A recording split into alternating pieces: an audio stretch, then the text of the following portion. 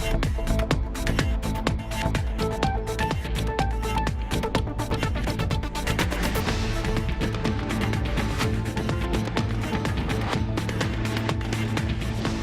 everyone and welcome back for another edition of the Money Pros. I'm Oliver Tutt, certified financial planner practitioner and your host for the next half hour as we talk about the issues related to your money. How to make it, how to keep it, and hopefully how to help it grow. Southern New England can be a wonderful place to live and raise a family, but with high tax rates and cold winters, many folks have relocation in their retirement plans. On today's show, our estate planning pro, Karen Del Ponte, attorney and partner with Cameron & Middleman in Providence, will be with us to discuss what impact a change in residence may have on your estate plan. But first, you can't move to another state unless you have some place to live. With us to look at some of the issues surrounding the purchase of a home out of state is our mortgage and real estate pro, Steve Knetzner, Vice President of Homestar Mortgage. Steve, welcome back to the show. Good morning. Thank you. All right, so I need to make this disclosure up front in the show. We're not looking for any calls from the State House. We're not encouraging people to move out of state, but we're just recognizing the reality that for many people, particularly retirement age, for the reasons mentioned, sometimes moving out of state for part of the year or full-time is part of the program. Mm-hmm. In your experience, you've been in the real estate and mortgage business for a very long time. Where do you see people going from Southern New England, from Rhode Island? What are the typical hot spots, literally and figuratively, for people in retirement? Rhode Island primarily is Florida.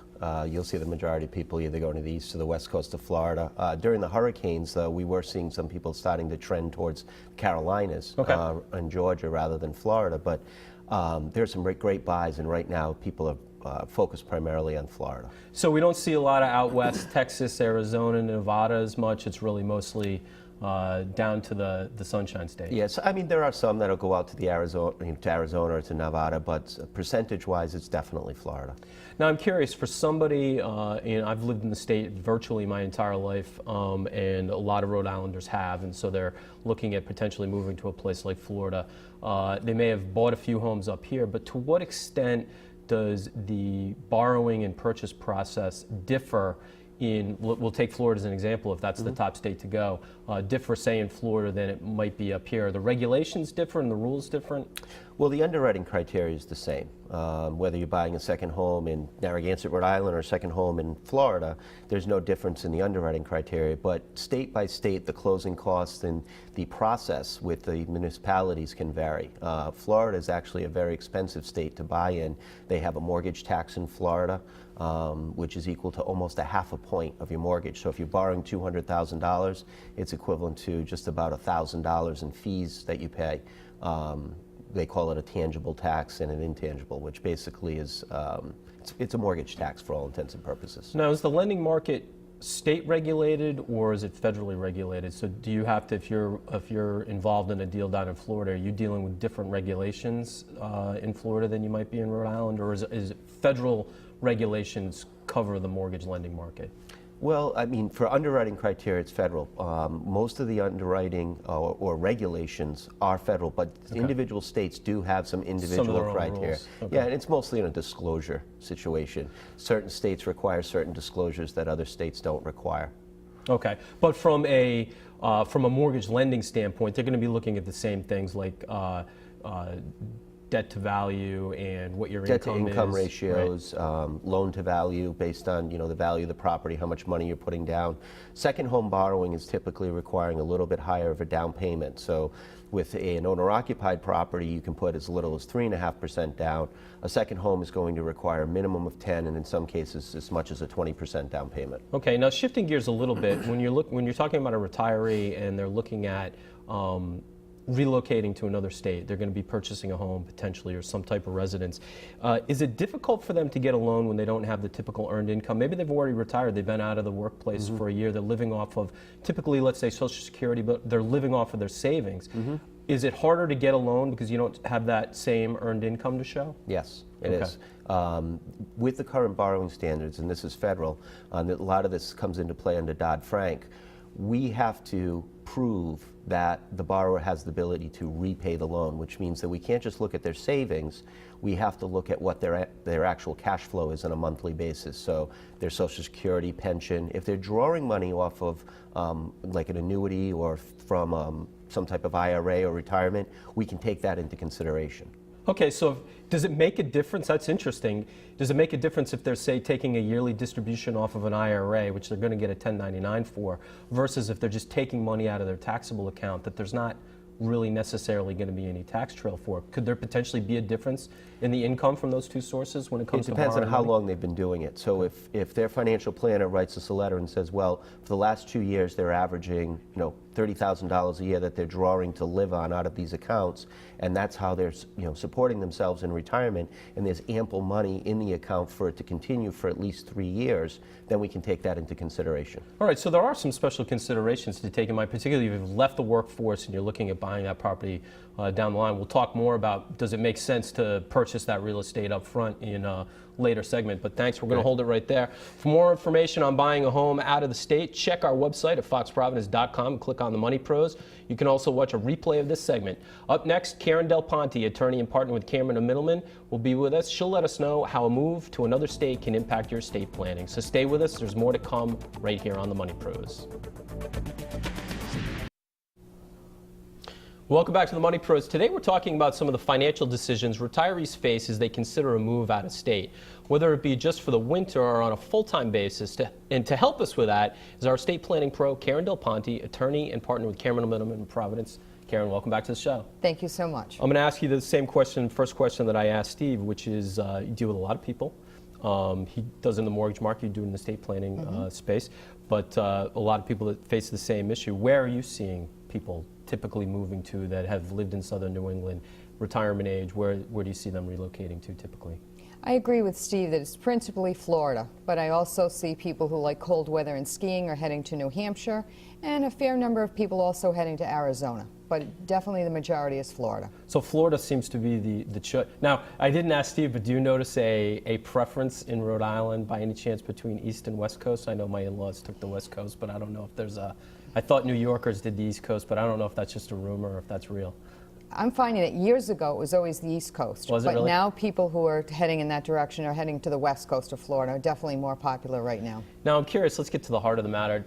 Do you find that when people are looking at relocating, are they simply considering, the weather and the palm trees, or are they actually taking into consideration the laws in other states as it relates to estate and tax planning and things along those lines? I find they're definitely looking into the laws of other states. I mean, what's initially getting them to a state is typically they've spent time there over the years. They've had the condo in New Hampshire and they've gone skiing. They've had the place in Florida and have spent some time in the winter. Right. But before they make that move, people are definitely looking into tax laws to say, how will this affect my pocketbook? So they are definitely considering it. Now, one thing I'm interested in, and it seems like it's fairly common, we have that expression, snowbirds, people that go down there for the winter, right? But they come back here for the summers in southern New England, which I can sympathize with that desire. But there must be some rules if there is a more favorable, and we'll get to this in a minute, but a more favorable treatment for something in one state versus another. I can't imagine that people can just pick and choose, I want to follow the Rhode Island rules in this circumstance, I want to follow the Florida rules in this circumstance. How does one really determine if they split their time between two places? What state do I really live in? What rules do I have to follow? I think the first step, if you've been a Rhode Island resident, is to look at and say, am I out of Rhode Island at least 6 months and 1 day per year? Okay, so it's a calendar thing. It's a majority of the time? That's the first step. And you don't need to be in one other place 6 months and a day. And I think that's a really important point. So when you look at your time out of Rhode Island, you may be in Florida part of the time. You may be visiting a child in Colorado. You may be taking a river cruise somewhere. Okay. So it's not that you have to be somewhere else 6 months in a day, but as a starting point, you need to be outside of Rhode Island 6 months and 1 day. Okay. And then the next step is to really look at yourself objectively, to step back and look at yourself on paper on the computer and say, if someone looked at me in that manner, where would they think I live? Meaning, where's your driver's license from? Where did you register to vote? Where do you vote? When you look at credit card statements, what's the address on them? When you register at a hotel, what address do you use? Okay. So it's factors like that when you look at your financial world, your legal world, look at your will. Where does it say you're from?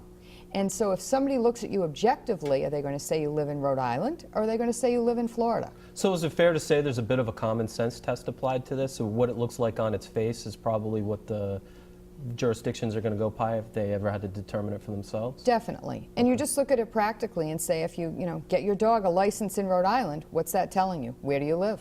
Okay, well, I'm definitely going to keep that in mind. Now, I'm curious, are there advantages to relocating out of Rhode Island, specifically when it comes to estate planning? Are there some real financial advantages? Obviously it's going to depend on the states. We'll take Florida if that's the number one place people are relocating to. Are there some advantages, and what might they be? As I tell my clients, there are 3 key advantages to Florida, one of which relates to the estate tax. Rhode Island does have an estate tax. We have an unlimited marital exemption, meaning one spouse dies. If the assets go to the surviving spouse, there's no tax at that point. But now when the survivor dies, we look at what is the net worth, and is there a Rhode Island estate tax? In Rhode Island, if you die with $910,725 or more, your estate will pay an estate tax in Rhode Island when you pass away. In contrast, Florida follows the federal system, and the federal exemption today is $5,250,000. So, for example, if you passed away without a spouse with $1 million in Rhode Island, the tax is $33,000. In Florida, it's $0. With $2 million, it's $99,000 in Rhode Island. Florida, it's $0. So when you start looking at those factors, people say, why is my family paying an estate tax where if I lived in Florida, they wouldn't? Okay. But then on top of that, they're looking at saying, okay, Florida has no state income tax. Right. So if I'm a retiree pulling money IRA from, income. exactly, from my IRA, I'm getting a raise by being a Florida resident because I don't pay income tax. And the third factor is if I own a home in Florida, I can file for homestead if I'm a Florida resident, and it caps my property tax increases on a going forward basis. It's got some creditor protection as well. That's It does. higher in Florida than it would Significant be credit, anywhere else, right? Definitely. Okay. All right, we're going to have to hold it there, but we're going to have more a little bit later. If you'd like more information on the effect of moving out of state might have on your estate plan, you can find it by visiting our website at foxprovidence.com, clicking on the Money Pros, where you can also watch a replay of this segment. When we come back, we'll have both of our guests on our roundtable to continue our discussion of the issues relating to a move out of state. So stay with us. There's more to come right here on the Money Pros. Welcome back to the Money Pros. Today we're talking about financial factors to consider when moving out of state, something many people do as part of their retirement plan. And with me now on the round table are mortgage pros, Steve Tetzner, Vice President with Homestar Mortgage, and Karen Del Ponte, attorney and partner with Cameron Middleman. We talked about, and I asked both of you where the most popular place was to relocate, particularly for retirees, and I think the consensus answer with Florida, which is something I don't think would come as a surprise to most people. But I'd like to get your takes on your feeling of how common it actually is. I mean, we all deal with a broad cross-section of Rhode Islanders and people from southern New England. Do you guys feel like relocating out of state at retirement is very common? Steve, I'll just start with you. I think it is fairly common, especially for people that are on fixed incomes like pensions. They're looking at every dollar, and I think as Kat mentioned earlier, the importance of eliminating the state income tax. Karen, what do you think? Is this something you see a lot? A lot. I'm meeting with clients at least once, twice a week, and that's the key topic. Where should they live? What are the tax laws? What are the estate tax laws? And people are looking at it seriously today. So in your mind, would you say as they're making that decision, obviously that's a big life decision and there's a lot of components that go into that for somebody, but do you think the key driver is weather related, or is it really about the finances? Is it like, you know what, I like Florida, I could take it or leave it, sure it's warmer, but you know what, the money issues are driving me out of state? I mean, do you really feel like that's the primary motivation for a lot of people? I do, because I think people other than that would probably be in Florida, a lot of them 4 or 5 months a year. But they're really looking at it saying, for another 6 weeks or 8 weeks, if I can save X, why not? So that's really that's the driver. What's tilting it for them. Now I'm curious because I know you're involved in the legislative process with respect to looking at what estate planning laws are in Rhode Island, advising on improvements, changes. Is your sense is there any appetite, and we know the perennial budget problems that Rhode Island has, and money's not easy to come by in the state, it would seem, for most people. Do you think there's any appetite in the legislature to make the laws more palatable for retirees on the estate planning front, so maybe they consider wanting to stay, making it more attractive versus a state like Florida? There hasn't been that in the past, but there should be. The Rhode Island Bar Association Probate and Trust Committee has gone in the past several years to try to increase the Rhode Island estate tax exemption, and it hasn't passed. But I look at the situation, I'm seeing so many of my clients of all income and estate ranges who are changing residency at this point, and I'm saying not only are we losing the dollars from the income tax, we're also losing their contributions to Rhode Island in terms of in the charitable community or otherwise spending more time here and spending dollars here. And I think that's a real loss for our state economically. It's a good point. So having a less friendly tax climate for retirees when it comes to estate planning could really potentially be costing the state money, because when they leave the state, you're losing the income tax dollars, you're losing the property tax dollars, the other things that the state would have benefited Exactly. from, right? Steve, let me ask you a question. You know, we've heard, and you know, you're a mortgage and real estate guy, we've heard all the stories about, particularly during the recession, prices plunging in a lot of the sort of hot retirement markets. Florida is definitely at the top of the headlines in a lot of places where prices were halved, quartered, things like that. Same stories in Nevada, Arizona. Right. What's your sense of being plugged into the real estate market? And I know your primary market is up here, but how's the recovery going? I mean, are we back to where we were in 2007? Has it gotten better? Are there still bargains to be had? What are you being told? We actually do lend in Florida, so I do have some activity down there, and I follow the market down there. The majority of the areas in Florida, we've seen a lot of stabilization in prices. We're not really seeing an appreciation, but we are seeing the prices where they've stabilized. So I think that there's some very, very good buys down in Florida right now. People should strongly consider, you know, short-term and long-term. I talk to a lot of people that are buying now as a second home, and what they do is they spend 2 to 4 weeks down there, which is acceptable for mortgage lending purposes, and then they rent it out. So we're not. It's obviously not back to the, you know, the quote-unquote glory days where condos were being sold out before the first brick was laid.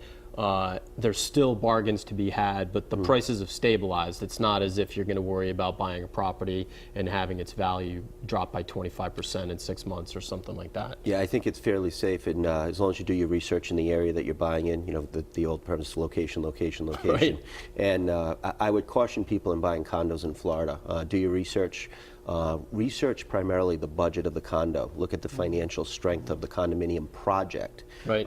Before you buy in that project. Because I take it, I guess, if there are problems with the developer, not all the units have been sold out. If there are problems with the other owners defaulting, it's going to have a big impact on the value of your property. Plus, you could be on the hook The for money won't be maintenance there. and things like that. Exactly.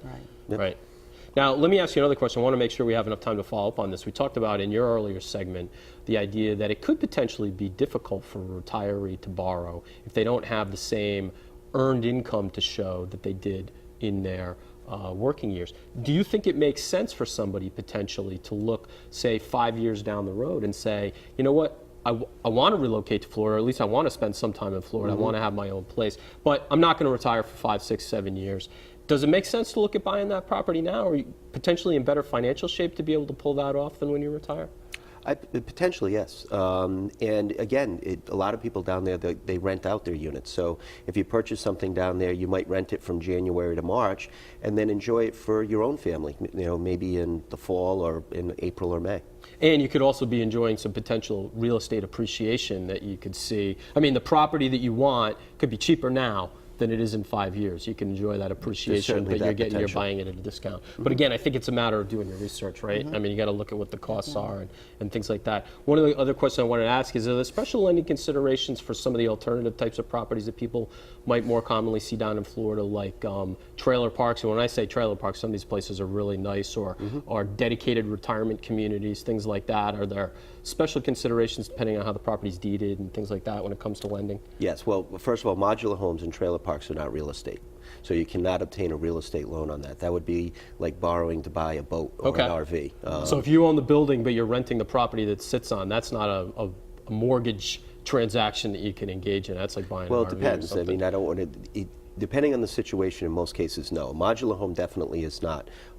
You can engage, like in a condominium, for example. You don't necessarily own the land individually. You own it with everyone else, or there could be a 99-year lease. So there are certain situations, but modular homes and trailers are not financeable. And if you do your research, I think you'll also find the interest on like a modular home is not tax deductible because it's not real estate. All right, I want to squeeze in one more question for Karen, which was something we were talking about before the show started. How important is it that your attorney have some experience in other states, particularly the state you might be considering moving to, if they're a Rhode Island-based attorney, when we're considering some of these issues? About I 10 think seconds. it is important that they have familiarity, not only with the tax laws, but also with some of the nuances of state law. I think it's very important because of probate considerations and other creditor and other considerations. We don't always realize how different things are in different states, so it's important to be aware of some of those issues. For more information on retiring out of state and some of the things you should consider, please visit our website at foxprovidence.com/themoneypros. Up next, we'll tackle a viewer question on adjustable rate mortgages, so stay with us. There's still more to come right here on The Money Pros. Welcome back to The Money Pros. We recently received a question from a viewer on adjustable rate mortgages. Deborah writes, my husband and I have an adjustable rate mortgage we took out as part of a refinancing 2 years ago. We still have a year remaining of a fixed rate and then it will adjust. We would like to refinance to a fixed rate loan, but fixed rates are slightly higher. Is this still a good idea or should we stick it out with what we've got? Steve, you're our mortgage pro. I'm going to shoot this question to you. If their plan is to stay on the property long term, 7, 10 or more years, they should look at locking in a rate now while rates are still low, historically low. I don't think that if they were going to be out of the property in a short term, that I'd probably stay in the adjustable. So the key is how long are you going to be there? If it's going to be 7, 10 years, sure, that rate that they have right now might look attractive, but in 3 or 4 years, It could turn into a potentially, problem. yes. All right. Well, Deborah, there you have it. If you've got a question for us, visit our website at foxprovidence.com/themoneypros and click on Ask the Pros, or look for us on Facebook. If we use your question on the air, we'll send you one of our very own Money Pros piggy banks. That's it for today's show. Thanks for watching. We hope you join us again next time right here on The Money Pros.